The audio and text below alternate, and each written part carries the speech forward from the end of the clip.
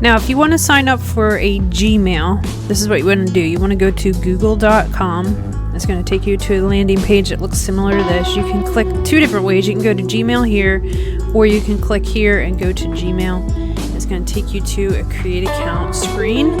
So you want to click create account. You're going to fill in your information. And when you do this, you're thinking about what you want your username to be. So something that you want to do is match it to what your store name is. So mine is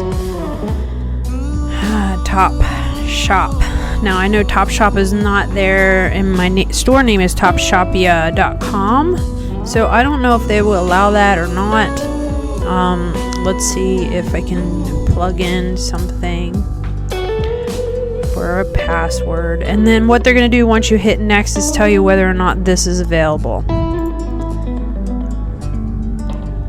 Okay, that's interesting. But I'm going to fill, and what you would do is fill out this information and then just hit the next. I'm going to do that. I'm going to push pause while I do that.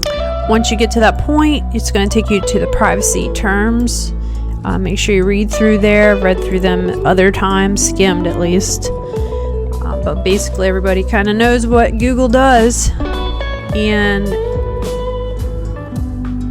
processes and takes you to your Gmail. So basically they're going to walk you through and just ask you some questions, what you prefer as far as what your email looks like.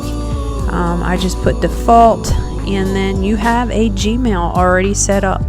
So that is how you create a Gmail.